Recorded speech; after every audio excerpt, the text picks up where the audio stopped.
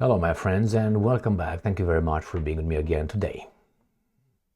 A country, a people, a nation, a tribe, a family, they all have particular rules of behavior, norms, standards, laws. They have their particularities. Like, for instance, I'm going to give you some easy examples. In some nations, let's say it's or cultures which belong to certain nations, it's acceptable to eat, let's say, horse meat. In some others, it's acceptable to eat pork. In some others, it's not. In some others, let's say it's okay to eat cat, if I remember correctly, or dogs. In others, not. Some countries drive their cars on the left side of the road, some others on the right side of the road. Some cultures think that a little attention to a doctor for a little bit more attention to your relative who is going to be cared by the doctor and nurse, it's acceptable. In some countries, that's called a bribe. And things like this. Now, what do you do when you bring people from a certain culture to another culture, and you bring a lot of them? They will probably form enclaves, which is people who, if they come too fast, they will not have time to assimilate in that culture, in that tribe, in that family. Now we're told that you're not supposed to assimilate. You just to stay away, or maybe you bring diversity, which you bring part of your culture to that culture. And how should I put it? The natives are supposed to accept that their culture have to be acceptable of the guys that they accepted in. Now, if that's a good thing, I'm all for it. If the society, brings a lack of tensions. But usually when you have different cultures colliding, you usually have tension of people looking differently, acting differently, like in school. You have the weirdos of the classroom, for instance, and you have the popular ones. They can't be together, but they share the same classroom. What do we have here? And this is just a general expose of what's going on when you have different tribes overlapping. Now, what do we have here? We have Sputnik and 3 or 4 more. Let me see. 1, 2, 3. Well, let's say 3 more articles and 2 more articles actually, and a Wikipedia so we know who that person is, general information, and an article to know who that person is. What do we have here? Freedom of speech is the foundation, I think, of a society. If you claim to be democratic, you have to have freedom of speech, have to be granted and defended. Why? Because, or expression, because that means if you don't tell the truth, assuming that through freedom of speech you tell the truth, but sometimes you can lie. If you lie, you're caught with a lie. There are laws or not laws to punish you for that. But freedom of speech, you can make a fool of yourself how much you want. The problem is when you have people that don't like your freedom of speech and they try to ban it because they don't like the ideas you're gonna spread around. Or let's say someone tells you, in the name of the good, we're gonna ban you. Or let's say if someone says, in order to protect them, we're not gonna allow you to function in a society. In the name of public safety, you cannot organize this event, which could be, let's say, an event where in a building you hold a conference. Let's say, well, that's exactly what's going on over here. A conference was tried to be closed, banned by the mayor of Brussels. Who's the mayor of Brussels? Well, I'm going to tell you who's the mayor of Brussels.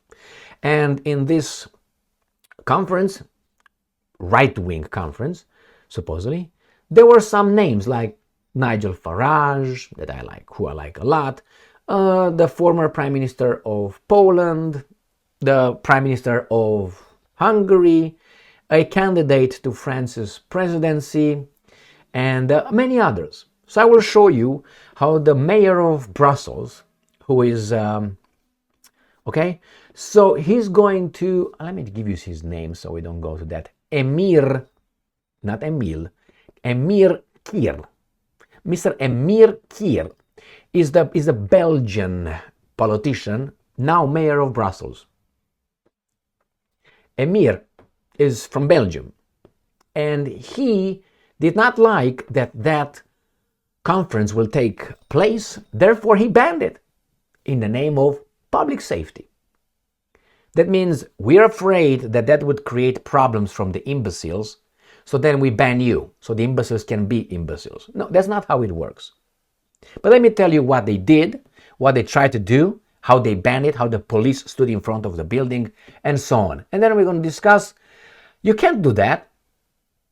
For public safety, you have to hold the imbeciles out, not the guys who hold the conference indoor. Here, let's start with the first article. Reason: Brussels mayor attempts to shut down national conservatism conference by force. This is one. This is a attempts to shut down. Brussels mayor. We have this article. Sputnik: Orban slams Brussels for violating freedom of speech by cancelling conservative conference. It was cancelled, but I think in the end they were allowed to continue with the conference. Hungarian Prime Minister Orban on Tuesday accused Brussels of violating freedom of speech after local authorities prevented a conference of right-wing European politicians from taking place in Belgium's capital. Earlier on Tuesday, let's see where this is made. This is done on 13 hours ago. And this is done yesterday. So these guys say it closed it, the other ones no. All right, let's see. Earlier on Tuesday, the mayor of Brussels, St. Josephine Noodle municipality, Emir Kir, ordered the shutdown of a national conservative conference, and I'm quoting, to guarantee public security. Orban was scheduled to participate. And remember, guarantee public security. That's the way it works, you fucker. I have that conference, and you motherfucker from our taxpayers, you are supposed to provide us with security. So if you have imbeciles among us acting stupidly, you have the duty to protect us and property. You, the government. So you should have stayed over there. If these imbeciles would act, you get them acting physical, violent manner. They can protest. I think that's still okay, right? In Brussels. But if they act stupidly, like they block entrances, you arrest them. And then you talk to them while they're arrested, and then they will not do it again. You don't do like you do with, what's her name? That global warming, immature, ignorant, what's her name is? Man, I can't remember that. A Swedish girl. I can't fucking remember her. She was arrested like this, arrested of that, and released. I would arrest her and send them to, let's say, to Mexico prison for 1 day. Or send her to Russian penitentiary 1 day. I guarantee you he would pay attention next time. What's her name? Is her name? Not Greta. What the hell is her name? Jesus Christ. Greta Thunberg. That's the one. I'm not saying, you should be beaten or anything in a jail or something, but if being in a prison is just come here and go out and you put that as a badge of honor, I've been in prison, then what's the point? You get charged with, misconduct or whatever you do, public safety or something, but you're the wrong one. If you block a street, grab her, put him in a little van, get her over there, do what you do best and then let her go. Next time she's not going to do it again. Or she's going to do it if there's no negative consequences for the bad behavior.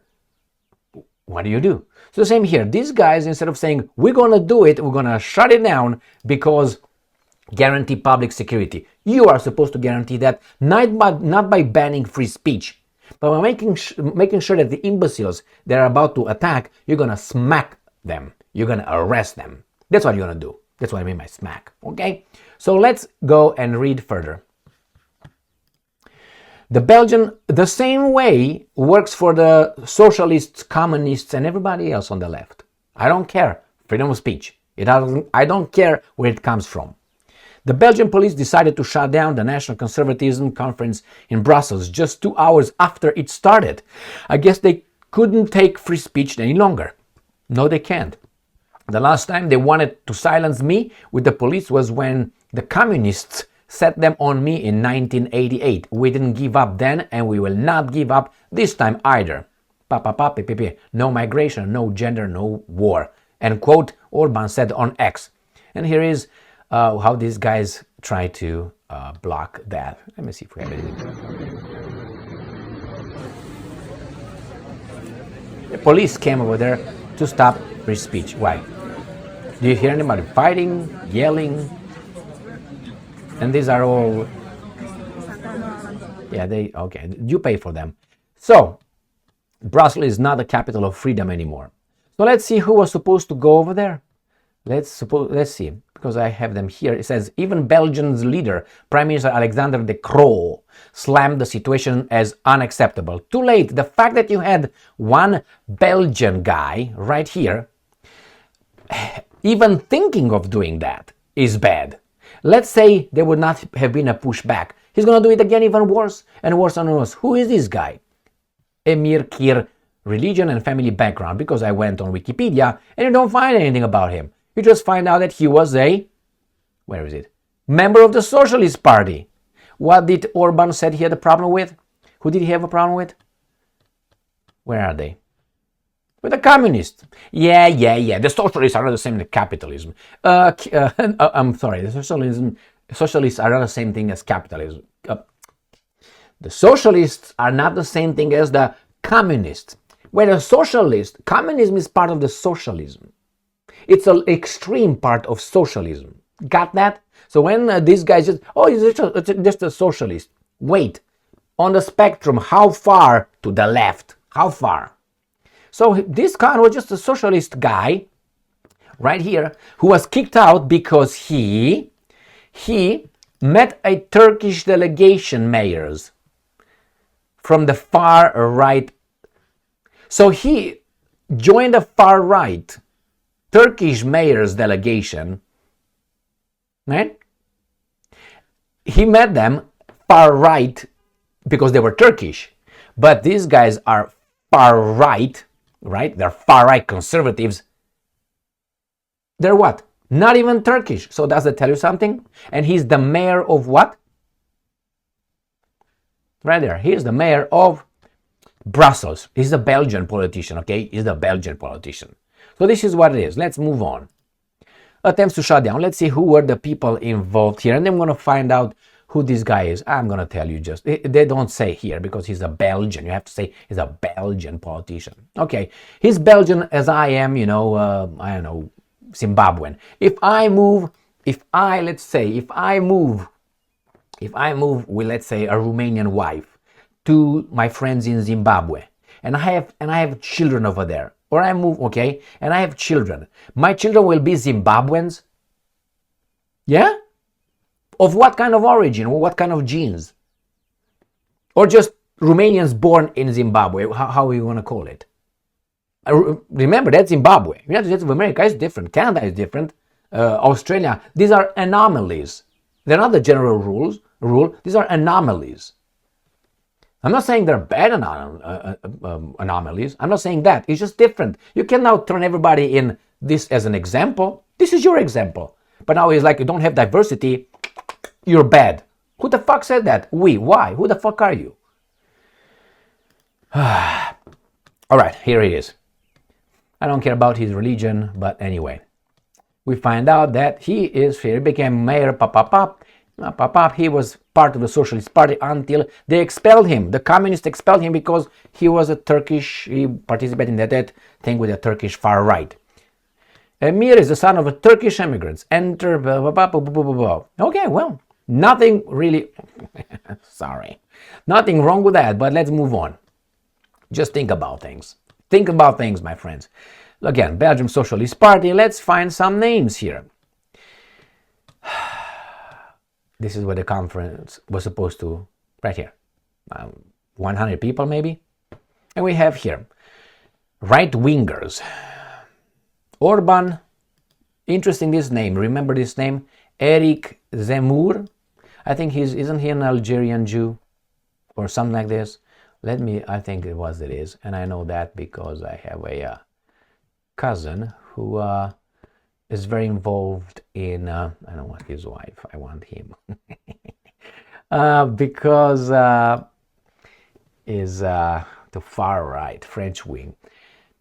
Because he follows, right here, Algeria. Okay, his parents were Berber Jews from Algeria.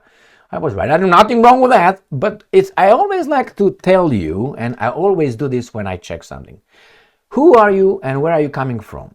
It's very important, because if let's say I get in the US Senate, I'm just saying, and the US Senate, let's say Hungary gets in a little splendid war with Romania, let's say, and I start pushing laws over there, right, that would benefit Romania, don't you think that I have a heart of Romanian a little bit somewhere? So that's why when you see Schumer and you see Zelensky Stein or you see Israel, don't you think that is a little bit of love for something? Or Kushner, he was the foreign, what was the, how they call it, advisor, but he was a senior advisor for the Middle East. What do you mean for the Middle East? Why don't you put an Iranian? Why don't you put a Palestinian? Why don't you put, I don't know, something else? You put it, you know exactly. Anyway, so remember that name. Zemmour, not Lamour, but Zemmour. Okay, and British politician Nigel Farage. That's not all. It's more than this. I'm going to go to the next article. Brussels police shut down hard right. You already understand. This is from Euronews. Garbage. These are communists. So hard right nationalist gathering, featuring Orban, Farage, and we got Braverman. Braverman, she was fired. She is a British, what was she? Secretary of, I can't remember what she was, but anyway, let's see if we find here. Let me go Google I here. And some more. The list, oh, good job. Just go over. So we got Minister Viktor Orban, far right candidate. He's a far right, and he's from Algeria. Oh my God! And he's in French nation. Fuck off. Former Polish Prime Minister Mateusz Morawiecki. I am very familiar with you, boy. All due to speak at a boo.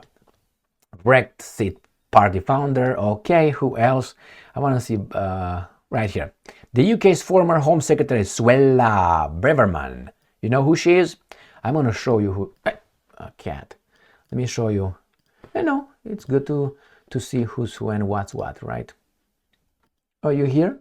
What do you want? You're here?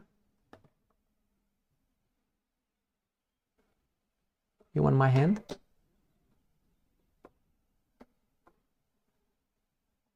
No. Okay. Back in business. Things around. All right, what do we have here? Suella, right? This is the how do you call her? Here is the Welsh. The English, the Irish Suella, former Home Secretary. So these were some of these people. Now you have the right to like it or don't, but you have the right, and you have the right to express it. Right? Right. So you have the right to express it. Not like this guy who's going to ban your participation. What do you think that is? So they tried, and I guess they stopped it, right? This is freedom of speech in Europe. For, what was the word over there? Public something? Public, to guarantee public security. You don't do that by infringing people's free speech. You do that by arresting people who would act illegally, which is breaking the law. That's what you do. That's your job. Remember, with prevention, when I was involved in the investigative job, they were doing preventive work over there, which always was garbage. Why? Because with preventing, they were pushing prevention to such an extent that they were intrusive in your house, in your lives. For preventing, like they would like, let's say, to prevent, I would like to prevent you from having any injuries, you stay in your basement all day. You can't get out. I prevent you from getting injured if you get outside. You see, that's a limit. So the prevention, you can always abuse it because you push it further and further and further, and that's not right. It's the same, preventing, guaranteeing public security. That's not what you do it. The same thing with the preemptive strike. If we have preemptive strike, I look at my neighbor, he looks a little bit frowning, I'm gonna fuck him up because I preventing strike, because he might grab me tonight, do this to me while I'm not looking. I mean, like this, what kind of world are we gonna have? It's true, prevention sometimes works, but that's a limit, and should always be a limit. Here, no, guarantee public security. In the name of the good, in the name of the common good, they will have us be like in cages. And you know what?